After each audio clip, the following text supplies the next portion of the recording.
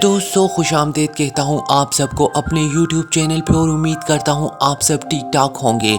दोस्तों बॉलीवुड के लेजेंडरी अदाकार ऋषि कपूर जी की ज़िंदगी की आखिरी इंटरव्यू का दूसरा हिस्सा आप सबके लिए पेश हाजिर है।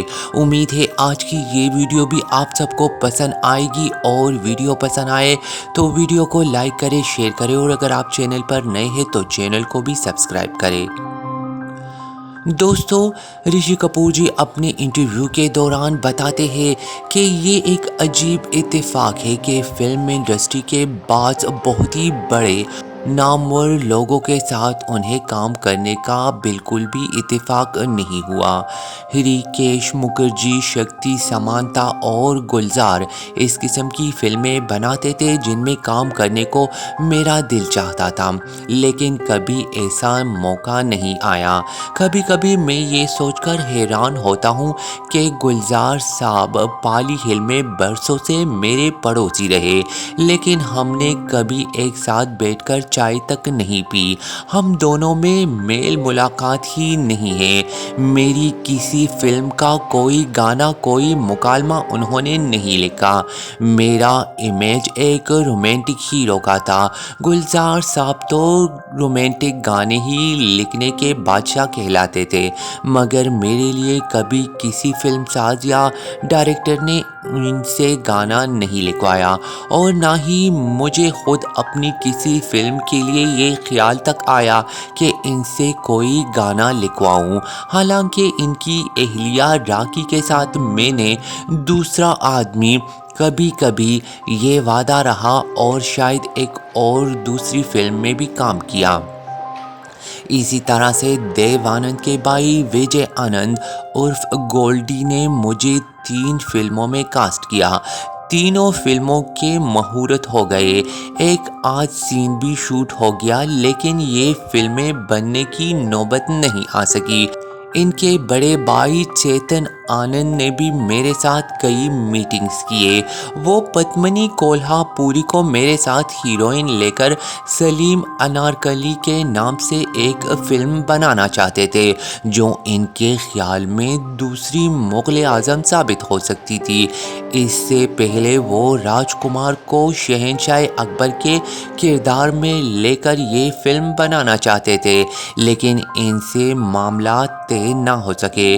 फिर उन्होंने मुझसे बात की। उन्होंने मुझे शगुन के तौर पर सोने के 5 बरतानवी सिक्के भी दिए। ये फिल्म बनने की कभी नौबत नहीं आ सकी। वैसे इन मीटिंग्स के कुछ अरसे बाद ही उनका इंतकाल हो गया। इस ज़माने में फ़िल्म की शुरुआत करने या बातचीत करते वक्त डायरेक्टर या प्रोड्यूसर की जानिब से हीरो और हीरोइन को कोई अच्छा तोहफ़ा दिए जाने का रिवाज था। ये एक तरह का नेक शगुन होता था। उम्मीद रखी जाती थी कि ऐसे आगाज़ की वजह से ये फ़िल्म बखैर खैरियत तकमील को पहुंच जाएगी। लेकिन मेरी ज़िंदगी में कई ऐसी फिल्में हैं जिनके सिलसिले में मुझे कई तोहफे दिए गए, लेकिन वो मुकम्मल ना हो सकी, बल्कि उनकी शुरुआत की नौबत तक ना आ सकी। अलबत्ता बाज़ मुकम्मल हो गई।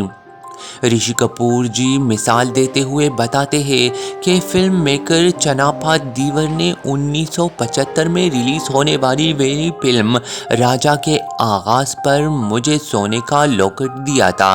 सिर्फ मुझे ही नहीं, उन्होंने मेरे सेक्रेटरी घनश्याम को भी वैसे ही एक लॉकेट दिया था। ये एक किस्म की रिश्वत ही थी, क्योंकि फिल्म स्टार्स के सेक्रेटरीज इनसे डेट्स दिलवाने में सबसे अहम किरदार अदा करते हैं। राजा में सुलक्षणा पंडित मेरे साथ हीरोइन थी। गो के मुझे चंद बड़े और काबिल डायरेक्टर्स के साथ काम करने का मौका नहीं मिला, लेकिन ये मेरी खुशकिस्मती थी कि मुझे दीगर बहुत से बासलाहियत डायरेक्टर्स के साथ काम करने का मौका मिलता रहा, मसलन B.R. चोपड़ा और यश चोपड़ा। ये दोनों भाई अपनी ज़िंदगी में ही बॉलीवुड में लेजेंड्स की सी हैसियत इख्तियार कर गए थे। बी.आर. चोपड़ा ने अपने बैनर के तहत बनने वाली फिल्मों के अलावा बाहर की सिर्फ एक फिल्म डायरेक्ट की थी, वो थी तवाइफ, जो 1985 में रिलीज़ हुई थी। मैं और रति अग्निहोत्री इसके हीरो हीरोइन थे। ये फिल्म सुपरहिट रही। यश चोपड़ा ने मुझे कभी कभी, चांदनी, दूसरा आदमी और ऐसी कई बहुत सी कामयाब फिल्मों में कास्ट किया। वो एक ज़बरदस्त फिल्म मेकर थे। ऋषि कपूर जी बताते हैं कि सितंबर 2010 में शबाना आज़मी ने मुझे अपनी 60वीं सालगिरह में मदऊ किया। मैं इनके नाम जवाबी पैगाम में अपनी नेक तमन्नाओं का इजहार करते हुए लिखता हूँ। मुझे बेहद अफसोस है कि मैं आपकी इस तकरीब में शिरकत नहीं कर सकूँगा, क्योंकि मैं इस दौरान मुल्क से बाहर हूँ। मैं भी आप जैसे फनकारों की सफ में शामिल हो रहा हूँ। मेरी ज़िंदगी में पहली मर्तबा साउथ अफ्रीका के एक फ़िल्म फेस्टिवल में मेरी तमाम फिल्मों की झलकियाँ दिखाई जाएगी। इसके बाद अगस्त 2016 में मुझे मेलबर्न फिल्म फेस्टिवल में मदऊ किया गया, जहां उन्होंने मुझे लाइफ टाइम अचीवमेंट अवार्ड से नवाजा और मेरी film Kapoor and Sons festival में दिखाई गई। अपनी तमाम फिल्मों की झलकियाँ देखना मेरे लिए एक बहुत ही बड़ा ज़बरदस्त और जज्बाती तजुर्बा था। उस वक्त मेरा कैरियर तकरीबन 40 साल पर मुहित था। इन 40 बरसों के दौरान मैंने बेहद मुस्तकिल मिजाजी से काम किया और अपनी बेहतरीन सलाहियतों को बरोई कार लाते हुए जो रोल मुझे दिया गया उसके तकाजे पूरे किए। मैंने इनसे आगे बढ़कर उसे निभाने की भी कोशिश की, लेकिन सरकारी सतह पर कभी भी मेरी सलाहियतों का इतराफ़ नहीं किया गया। मुझे एक हल्का पुल्का कमर्शियल और पेशावर अदाकार ही समझा गया। मैं पुरानी नस्ल के राज कपूर जैसे कदावर और नई नस्ल के रणबीर कपूर जैसे मकबूल अदाकारों के दरमियान सैंडविच बना हुआ हूँ। ताहम आप ये देखिए कि इस दौरान कई अदाकार आए और चले गए, मगर ऋषि कपूर अपनी जगह जमा कड़ा है। कोई भी अदाकार पूरी ज़िंदगी सिर्फ हीरो का किरदार ही अदा नहीं करता, बल्कि हीरो के बाद उनको कैरेक्टर्स रोल भी मिलते हैं, और मैंने भी कैरेक्टर्स रोल अदा करके लोगों को अपने कैरेक्टर से चौंकाने का अमल जारी रखा। ये महज इत्तेफाक नहीं है, मैं बहुत सोच समझकर अपने कैरियर को यहाँ तक लाया हूँ। अपने कैरियर के दौरान मैंने बहुत कोशिश की कि हर अच्छे, नामवर और बासलाहियत फिल्म मेकर के साथ काम करूं।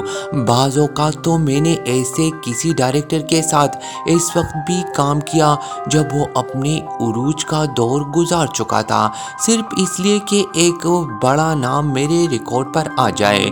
मैं मिसाल दे सकूं कि मैंने फलाह के साथ भी काम किया है। इस रिकॉर्ड की इस वक्त भी एक अहमियत होगी जब मैं इस दुनिया में नहीं होऊंगा। ऋषि कपूर जी ने अपने इंटरव्यू के दौरान बताया कि उन्होंने जिन डायरेक्टर्स के साथ काम किया उनमें राज खोसला सबसे नफीस आदमी थे। वो अपने आदात, लिबास और गुफ्तगू के मामले में बिल्कुल अंग्रेज़ थे। हमेशा उम्दा सूट में नज़र आते, निहायत शाइस्तगी से उम्दा अंग्रेज़ी में बात करते।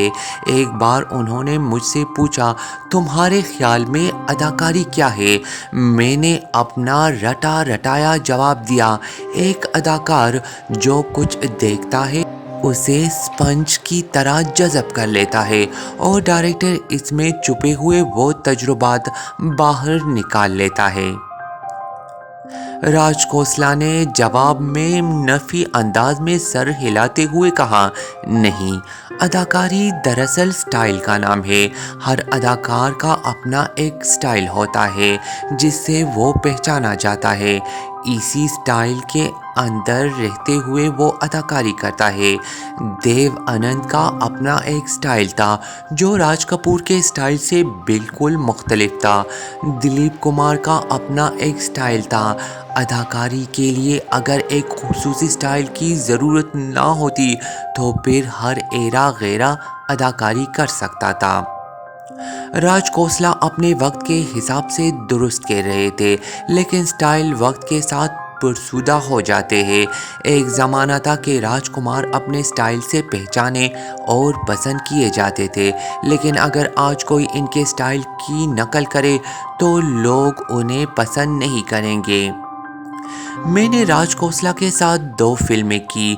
दो प्रेमी 1980 में रिलीज़ हुई, दूसरी फिल्म नकाब थी जो 1989 में रिलीज़ हुई।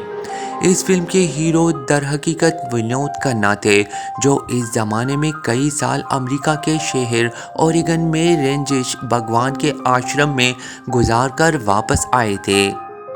ऐसा लगता था जैसे वो इन सालों के दौरान एक्टिंग भूल चुके हैं।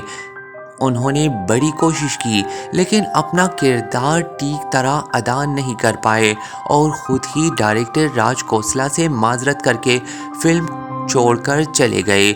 जिसके बाद राज खोसला ने मुझसे राब्ता किया और मैंने इनके सामने इस फिल्म में काम करने की हामी भरी।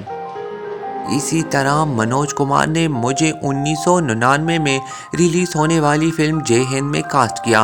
वो आम तौर पर अपनी फिल्मों में जज्बाए हुब्बुल वतनी को बहुत ज़्यादा उजागर करते थे।